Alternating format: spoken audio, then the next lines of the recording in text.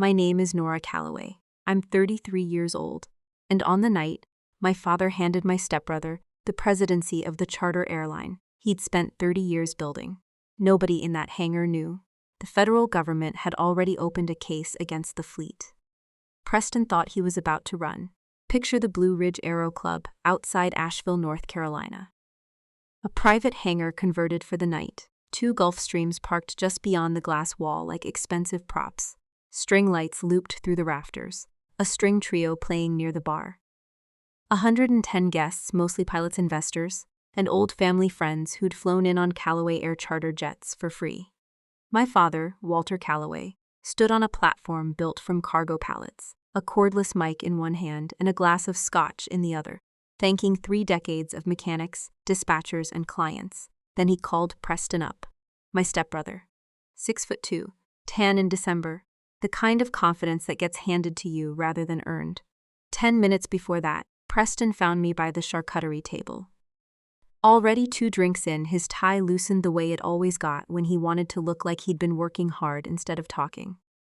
"Still doing your little paperwork thing up in D.C.?" he said. Not a question, a label. "Compliance auditing," I said. He laughed around his glass. "Compliance sounds riveting. Dad wasn't sure you'd fly in for this." I didn't correct him. Correcting a Callaway has never once changed the outcome, only how pleased they look afterward. "You know he's handing me the whole operation tonight," Preston said, leaning in like he was doing me a courtesy by warning me first. "President, signing authority, fleet decisions, all of it." He tipped his glass toward the Gulfstreams outside the glass. "Maybe it's time you found something that's actually yours, Nor." I looked at him for a long moment. At the platinum watch he'd gotten for his 30th birthday, the one my father never once mentioned buying for me. "I have something that's mine," I said, quiet enough that he had to lean in to catch it.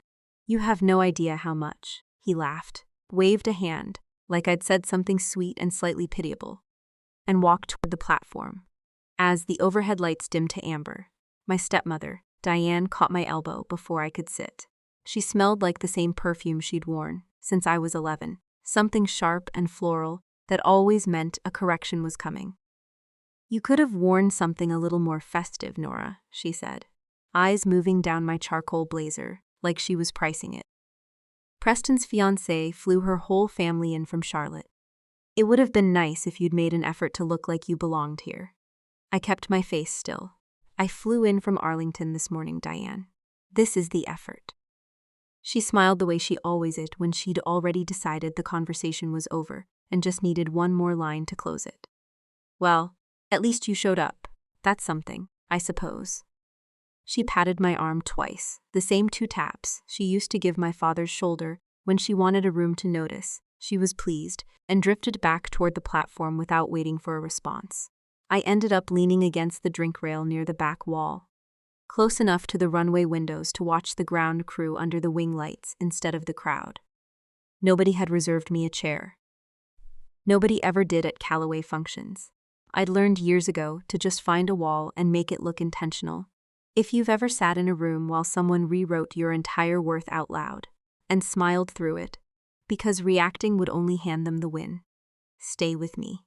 This story is about to get very specific about maintenance logs. I remember the exact grain of the folder against my palm, the way the air conditioning cut through the thin fabric of my blazer, the smell of jet fuel drifting faint under the candle wax whenever the hangar doors shifted in the wind. I remember thinking, with the same flat calculation I usually reserved for a discrepancy report, that I already knew the shape of what my father was about to say, because he'd said some version of it every year since I turned 25. Only the size of the room ever changed. Then his eyes found me across the crowd. "And of course, my daughter Nora's here too," he said. That showman's smile stretching wide and warm from 30 feet away and turning to something closer to a blade, the nearer you got to it. "She's been doing some kind of desk work for the government. Never did want to get her hands on an actual airplane like her brother." A ripple of polite laughter moved through the crowd. I didn't flinch. I lifted my water glass toward the platform. "Congratulations, Preston. 30 years is a real legacy to step into." I set the glass down without drinking from it. I don't drink before a job. Then I stood, smoothed my blazer, and walked past the dessert table and out through the side hangar door, my heels clicking against the polished concrete like a countdown. Nobody in that room could hear yet. Behind me, a beat of silence. The kind of silence that means 110 people are doing the math and landing on the wrong answer. If this is hitting close to home already. If you've ever been the one everyone assumed was still figuring it out while quietly holding the one file that could change the whole room. Drop a comment telling me your age and what you do for work. I read every single one. Let me back up 3 weeks, because the file in my hand that night didn't start as a favor to anyone in my family. It started as a federal complaint. I've spent the last 9 years as an airworthiness compliance auditor, first with the FAA's flight standards, district office in Atlanta, then for the last 4 years running my own firm, Meridian Aviation Compliance, out of a converted row house office in Arlington. We get called in when a Part 135 charter operator has a near miss, a whistleblower complaint, or a pattern of deferred maintenance that doesn't match its logbooks. I keep my name off client-facing paperwork whenever the engagement is sensitive. Every report goes out under my operations lead, Dana Whitfield, with outside counsel copied. Clients sign contracts with Meridian. They rarely learn that the woman who caught the falsified inspection sign-off grew up, eating dinner at a table, where her opinion on airplanes was never once requested, despite the fact that she was the only person at that table who could read a maintenance squawk sheet. 3 weeks before Preston's gala.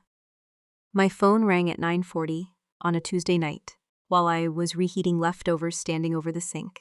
Dana's name on the screen. She only called after hours for 2 reasons, and one of them was a birthday.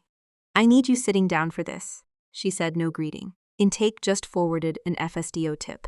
Anonymous. Part 135 operator in North Carolina. My fork stopped halfway to my mouth.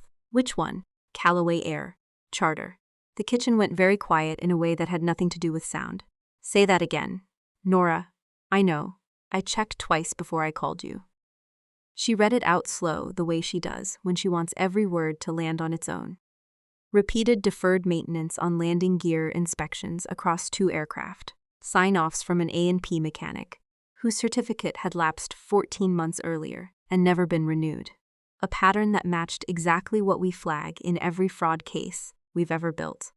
A company racing to keep planes in the air on a schedule instead of grounding them for the time a proper inspection actually takes. "I can hand this to Marxis," Dana said carefully. "If it's too close." I set the fork down. My hand wasn't shaking, but I noticed myself checking. "No," I said. "I'll take it. I know that hanger better than anyone you could put on it." Dana was quiet for a second. "You know what that means if it turns out to be true."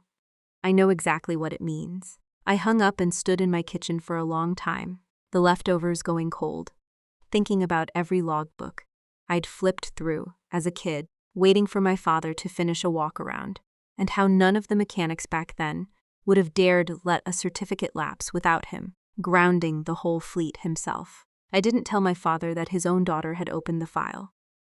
I didn't tell Preston that the reason I flew in that weekend wasn't sentiment. I hadn't told anyone yet, including myself, exactly what I was going to do, with what I already knew was sitting in that maintenance hangar 300 yards from where he raised his champagne. The day before the gala, I drove out to the Callaway hangar alone, badge in my jacket pocket, told the ground crew. I was just there to see the fleet before the party. Nobody questioned it.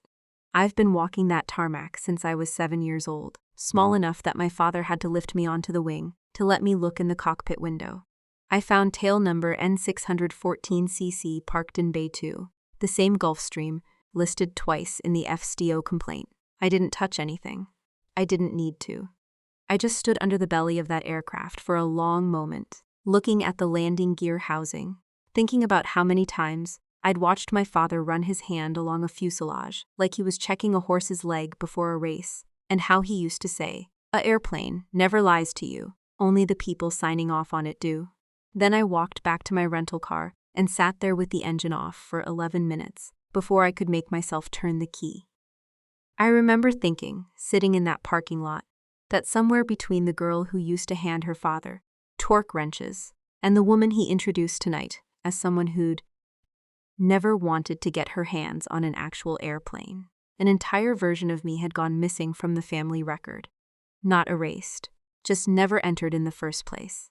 I've spent 9 years building a career specifically because nobody in that hangar ever thought to ask what I noticed when I read a logbook.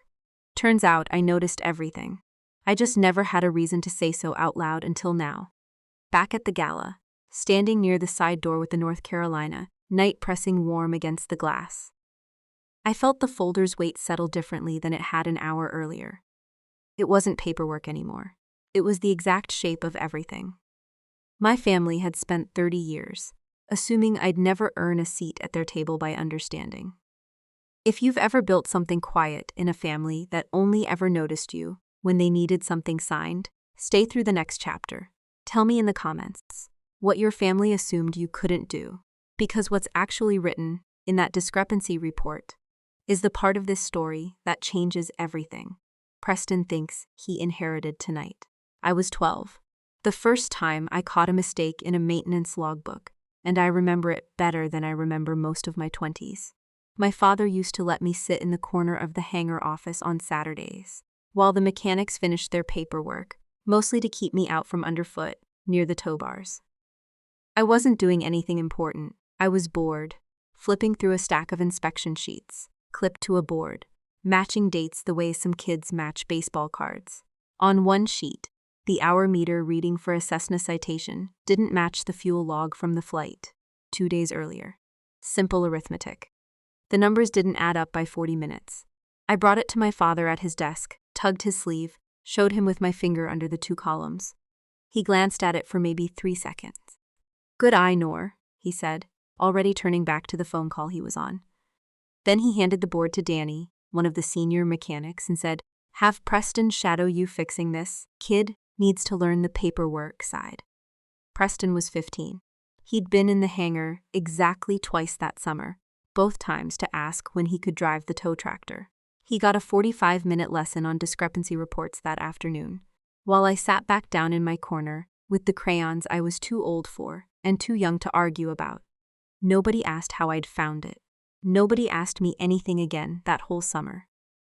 If you've ever been the one who noticed the thing and watched someone else get the lesson for it, tell me in the comments how old you were the first time that happened to you, because it happened to me at 12. And it kept happening for 21 years after that. Back in the present, 3 weeks before the gala, I set up in my apartment the way I always do for a sensitive engagement. Blackout curtains. I never bothered opening even in daylight, because the glare off my second monitor gives me a headache by hour 6. 2 monitors, one running the FAA's maintenance registry, the other running Meridian's internal case file. A legal pad I still use out of habit, even though everything gets logged digitally. Because handwriting slows my thinking down just enough to catch what typing skips over. Dana had pulled the initial registry data. My job was to build the timeline that would either sink the complaint or sink my family. The first thing I confirmed, at 11 p.m. on a Thursday, with cold coffee going skunky beside my keyboard, was the mechanic's certificate, Rodney Pruitt. A&P license, airframe, and power plant both. Lapsed 14 months earlier for failure to complete recurrent training hours. I pulled his sign-off history against Callaway's fleet records for the last 18 months. 41 sign-offs after the lapse date. 41 times an aircraft went back into service on a signature that legally meant nothing. My jaw tightened somewhere around sign-off number 20, and I noticed my hand had gone still on the mouse. Not shaking, just stopped. The way it does when I already know where a case is heading, and my body gets there before my brain finishes admitting it. I called Rodney myself 2 days later, posing as a Meridian contractor, doing a routine records reconciliation, nothing that would spook him into calling the hangar.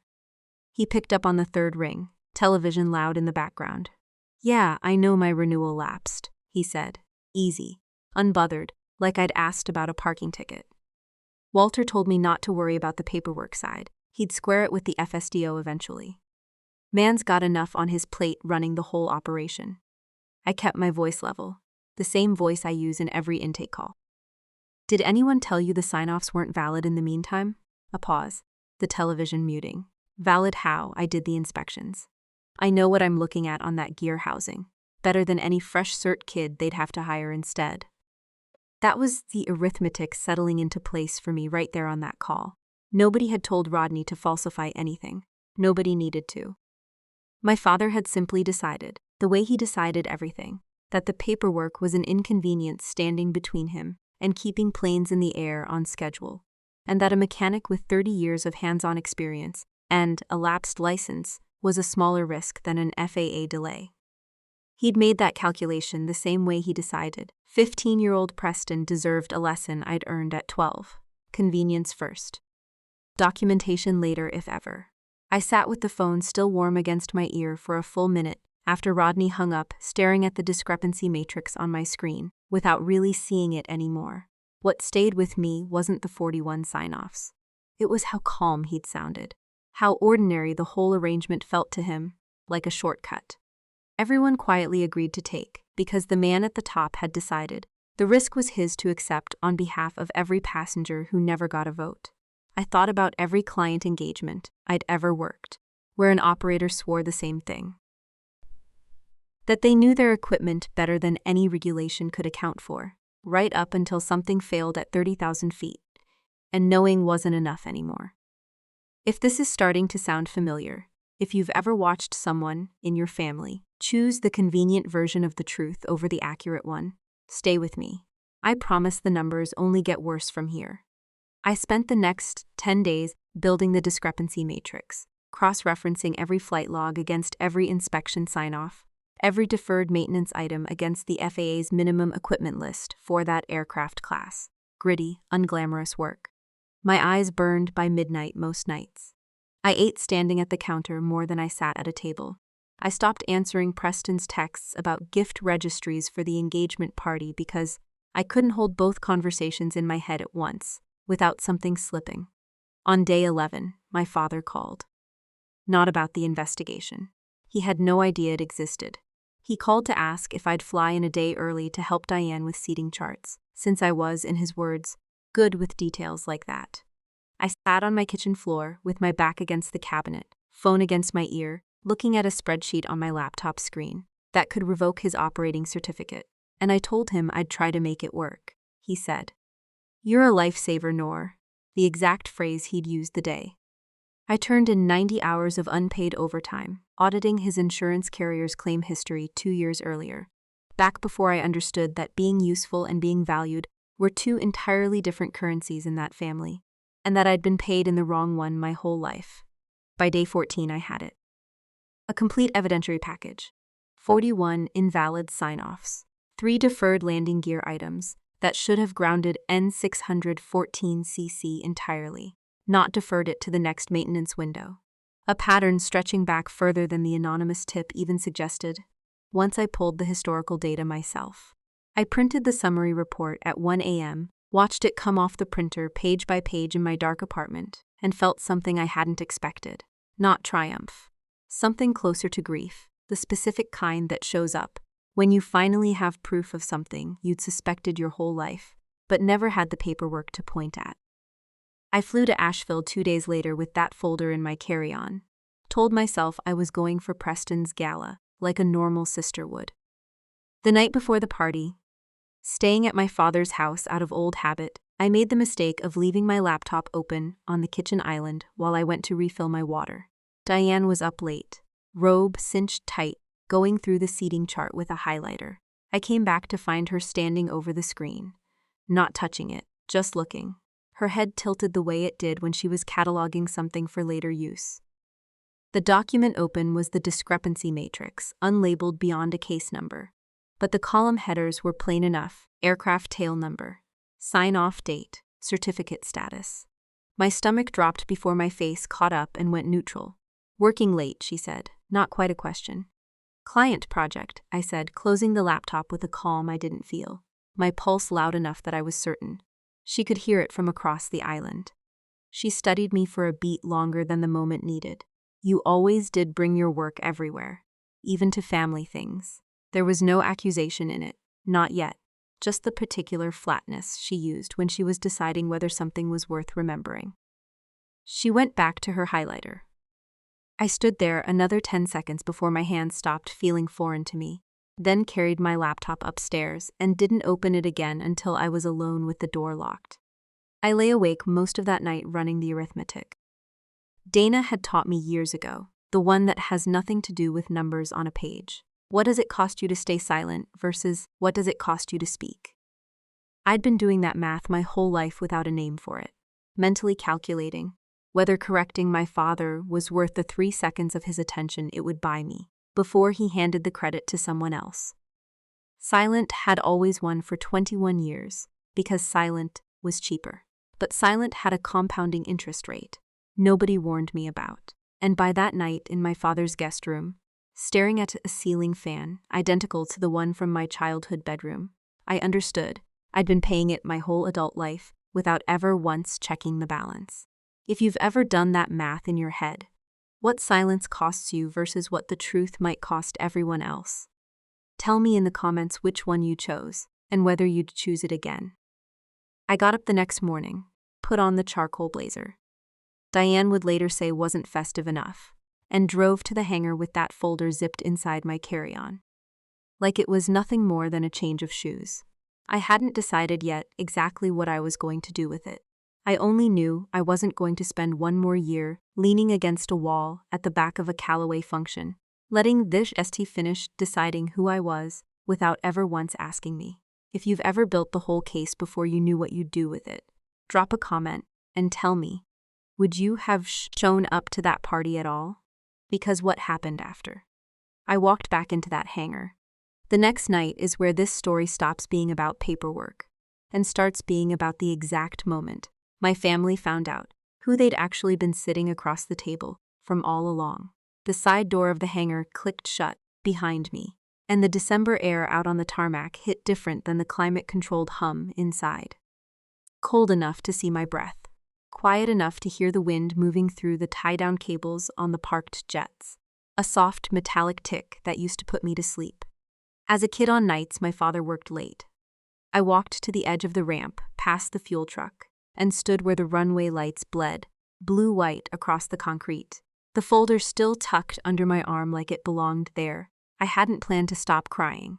I hadn't planned to cry at all. But standing out there, replaying my father's voice saying, never did want to get her hands on an actual airplane. Something in my chest just let go for about 4 seconds, quick and involuntary. The kind of thing you'd miss if you blinked. I wiped my face once with the back of my wrist and put it away. The same way I'd learned to put everything away since I was 12 years old holding a discrepancy report nobody wanted to see. If you've ever had to compose yourself in a parking lot or a hallway or a bathroom stall before walking back into a room that just humiliated you, tell me in the comments how long it took you. Mine took 4 seconds. I've gotten good at 4 seconds. I heard the side door open again behind me. Not Preston. Not my father. A man in his 50s I recognized after a second, Carl Denby, one of the senior pilots who'd flown for my father since before I could walk. He held 2 cigarettes. He clearly wasn't supposed to be smoking near a fuel line, offering one to me out of habit, before remembering I'd never smoked in my life. You all right, Nora? He asked, voice low, like he already knew the answer and just wanted to give me somewhere to put it. Fine, I said. He nodded slowly, looked back at the hangar glowing gold behind us, then back at me. Your dad's a good man, built something real out here. A pause. Don't always mean he sees what's right in front of him. I looked at him carefully. What do you mean by that, Carl? He shrugged. The particular shrug of a man who said more than he meant to and knows it. Rodney's been cutting corners on the gear inspections for a while now. Whole crew knows it. Nobody wants to be the one who says something and gets blamed for grounding the fleet during your brother's big week. My pulse did something complicated. Preston knows? Carl looked at the ground. Preston signs off on the schedule pressure. Whether he knows what Rodney's actually doing to hit it, that's a different question. He dropped the unlit cigarette back in his pocket. Anyway, congratulations tonight, I guess. He went back inside before I could ask him anything else. That was the moment the arithmetic finished itself in my head, standing alone on that tarmac, with my breath fogging in front of me. I'd spent 21 years. Assuming the problem was that my family didn't see what I was capable of. That night I understood the actual problem was worse than that. They saw exactly what I was capable of. They'd simply never valued it enough to ask for it honestly. They'd rather let a 58-year-old mechanic with a lapsed certificate keep signing off on landing gear under schedule pressure than pull his daughter, an actual credentialed federal auditor, into the conversation and risk hearing an answer they didn't want. If this is starting to sound like your family too, the ones who'd rather stay comfortable than ask the one person who actually knows the answer. Stay with me. What I did next is the part people always ask me about. I went back inside through the same side door, folder still under my arm, and found Dana's number in my phone before I'd even fully decided what I was going to say to her. She picked up on the second ring. Background quiet, a Friday night at home.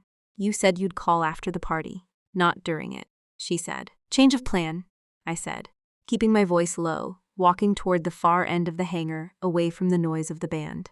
I need you to open a formal notice of investigation on Callaway Air Charter, tonight, not tomorrow. Silence on the line for a second. Nora, that's your father's company. I'm aware. Once that notice goes out, there's no version where this stays quiet. You understand that. I looked across the hangar at Preston, laughing with his fiancée's family champagne glass loose in his hand, entirely unaware that a mechanic with a lapsed certificate had been keeping his fleet in the air on borrowed time. I looked at my father, near the platform, still glowing from his own toast, a man who'd built something real, and then let convenience quietly rot the foundation of it, while nobody who loved him said a word. I understand exactly what it means, I said. Open it. Dana was quiet for a moment, the kind of quiet she uses when she's deciding whether to push back on a client's judgment or trust it. Okay, she finally said. I'll have Marcus draft the notice tonight. It'll hit their registered agent Monday morning. Monday, 2 days from now. 2 days for this family to enjoy the version of themselves they'd built for a photographer and 110 guests before the real paperwork arrived. I hung up and stood there a moment longer, watching the party continue without me. The string trio moving into something slower. Diane laughing too loudly at something Preston's fiancée's mother had said. Preston caught sight of me near the edge of the crowd and peeled off from his fiancée's family, drink still in hand, that same loose confidence he'd had by the charcuterie table an hour earlier. There she is, he said, like I'd wandered off from a tour group. Dad's about to do the toast to the fleet. You should be up front for it. I looked at him, really looked at the watch, the tan, the ease of a man who'd never once had to sit in a corner with crayons, while someone else got credit for what he'd noticed. Preston, when's the last time you actually looked at a maintenance log yourself? Not the summary Rodney gives you, the actual sign-off sheets. He laughed, short and easy, the same laugh from the charcuterie table. Why would I do that? That's what we pay Rodney for. Guy's been with us longer than I've been alive practically. Has anyone checked whether his certificate's even current? His face shifted, just slightly, the first real crack of the night. Current? Nora, what are you talking about? I'm asking a simple question. You're asking a weird question at my engagement party. He forced the laugh back into place, glanced over his shoulder to make sure nobody else had caught the tone. Go get a drink.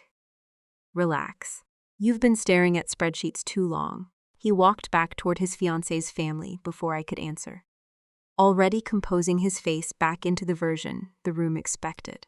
If you've ever tried to warn someone in your family about something real and watched them wave it off as you being tense or dramatic, tell me in the comments how that conversation ended for you. Mine ended with him getting a drink refill and me standing alone by the platform steps.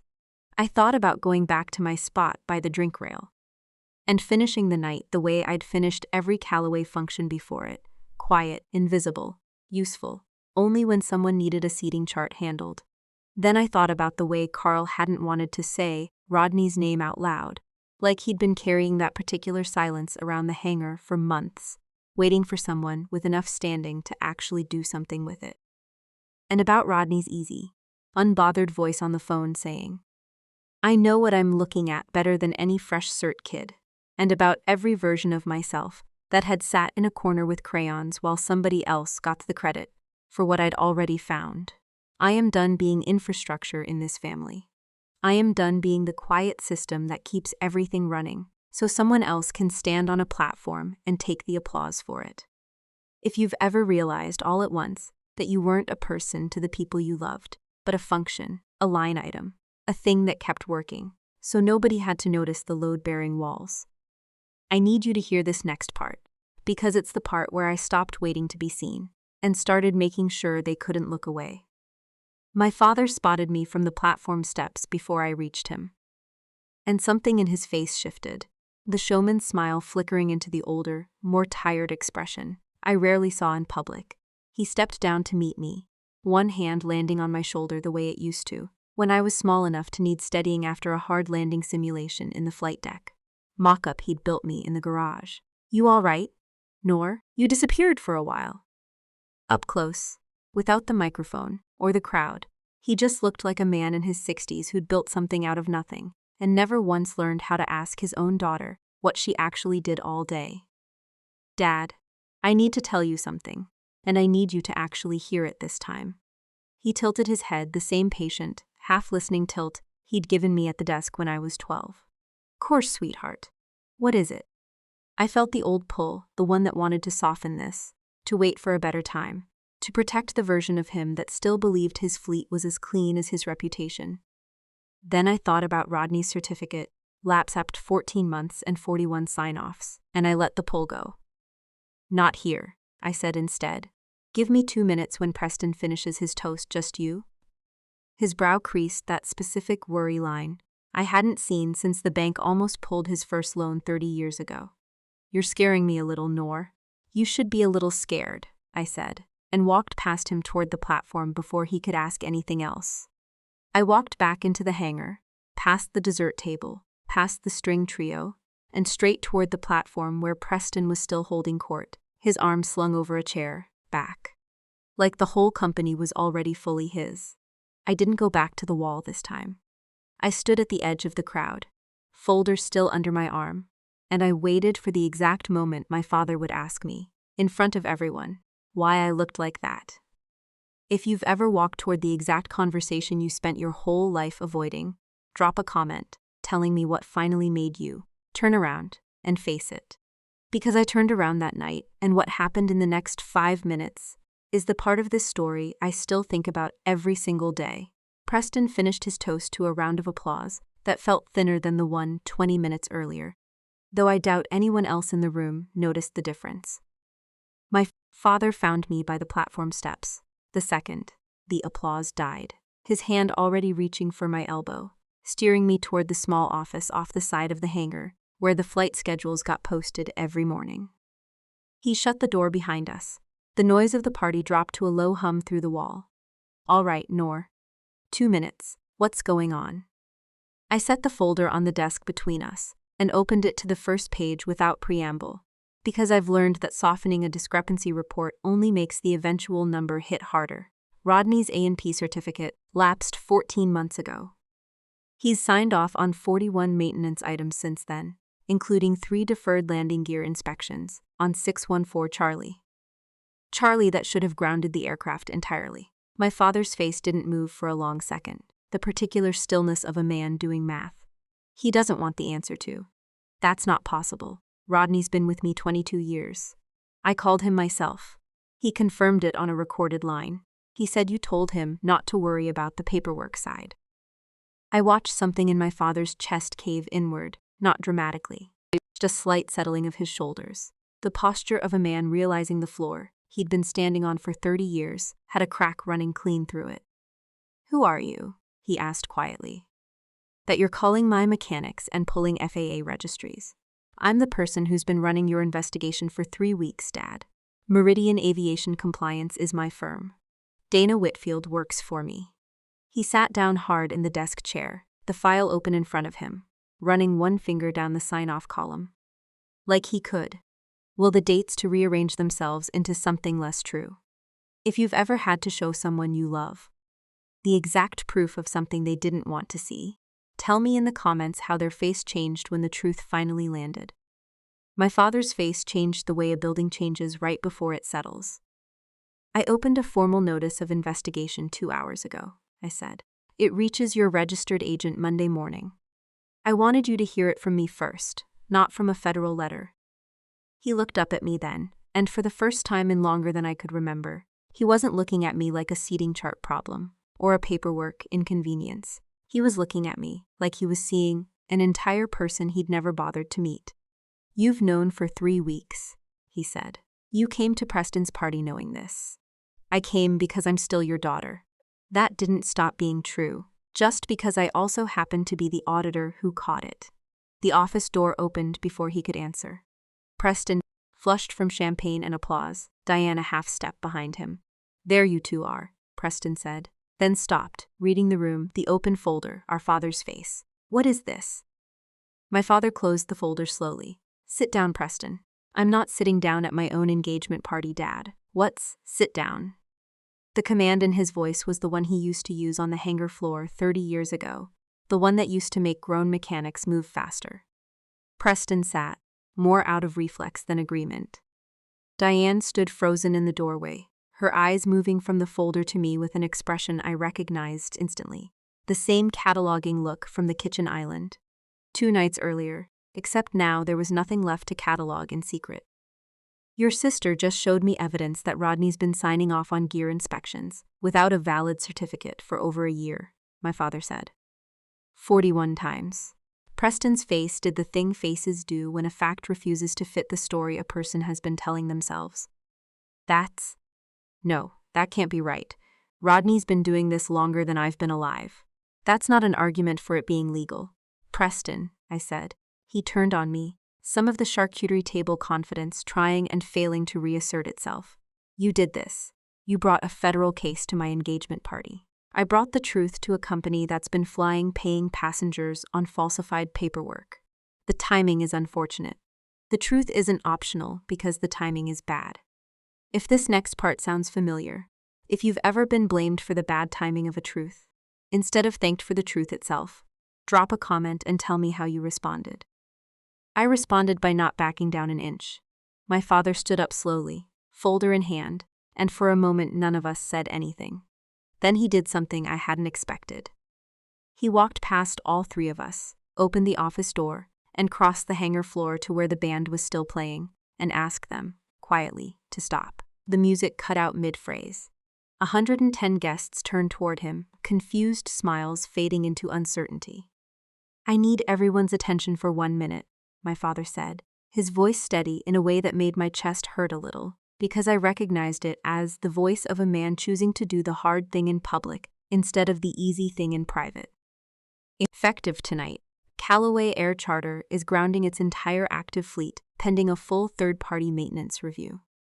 I've just been made aware of a serious compliance failure, and I would rather lose every dollar this company makes for the next month than let one more passenger board a plane I'm not certain is safe." The room stayed silent for a long beat. Somewhere near the bar, I saw Carl Denby nod once, slow, like a man watching a debt finally get paid. My father found my eyes across the crowd. "I also want to say publicly that this compliance failure was caught by my daughter, Nora, a credentialed federal auditor, using nothing but her own expertise and her own initiative. I introduced her tonight as someone who does desk work for the government. That was wrong, and I'm sorry for it." He didn't wait for applause. He walked off the platform and straight toward me. And for the first time since I was 9 years old, my father hugged me in front of a room full of people. Instead of a mechanic's paperwork, Deanne found me by the coat check. 20 minutes later, purse already over her shoulder, like she'd decided. The night was over for her, personally. "That was quite a scene you made," she said, the same flat cataloging tone from the kitchen island. "I didn't make a scene, Diane. I made a phone call 3 weeks ago and told the truth tonight." She studied me the way she had over my laptop, deciding, once again, whether this was worth remembering. "Your father's going to lose a fortune grounding that fleet. He's going to lose a fortune keeping every passenger who boards those planes alive. I'd call that a fair trade." She didn't have a flat line ready for that one. She adjusted her purse strap and walked toward the exit without another word, and I understood, watching her go, that some people only ever change the subject, they never actually change. If you've ever said something true and watched someone in your family simply change the subject instead of reckoning with it, you already know that's its own kind of answer. Stay with me, because the aftermath is where this story actually resolves. Rodney's certificate was formally revoked by the FAA. 11 weeks later, along with a civil penalty that Callaway Air Charter paid in full. The fleet passed its third-party review after 6 weeks of grounded downtime and about $400,000 in deferred repairs. My father chose to make properly this time instead of quickly. Preston's promotion to president was postponed indefinitely while the investigation closed out, a decision my father made unilaterally, and one Preston, to his credit, never argued against once. He understood exactly what those 41 sign-offs could have cost. Carl Denbies called me himself about a month after the grounding, something he'd never done in the 20-some years he'd known me. "Wanted you to hear it from me before you heard it secondhand," he said. "New gear inspection protocols got your name on the training slides. Your dad insisted." I laughed, actually laughed, standing in my kitchen in Arlington, holding a phone instead of a discrepancy report for once. "Tell him I appreciate it. Tell him yourself," Carl said. "Man calls me twice a week just to talk about you now. Never used to talk about anything that wasn't fuel prices." My father calls me every Sunday now, not to ask about seating charts, but to ask what I'm working on, and he actually listens to the answer, technical jargon and all. Diane and I still keep our distance, polite at holidays, nothing more, and I've made peace with the fact that some relationships only ever get renovated so far. Preston and I talk more than we used to. He asked me, a few months ago, to walk him through how to read an actual maintenance log, and I did. And neither of us mentioned the crayons.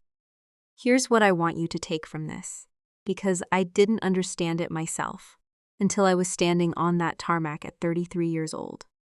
Being useful to your family and being valued by your family are not the same thing, and you can spend an entire lifetime confusing one for the other, if nobody ever teaches you the difference. Useful gets you handed the seating chart. Valued gets you handed the microphone. Most of us who grow up as the quiet fixer in a family never get taught that we're allowed to ask for the second thing, instead of settling for the first. If you are the person who quietly catches what everyone else misses, who keeps the numbers honest, who holds the whole operation together without ever being handed credit for it, you are not required to keep doing that in silence forever. You don't need a federal case file to make your point. You just need to stop waiting for permission to say what you already know is true. If this story meant something to you tonight, hit subscribe so you don't miss the next one, and tell me in the comments, have you ever been the quiet expert in your own family? The one nobody thought to ask? I read every comment, and I'll see you in the next story.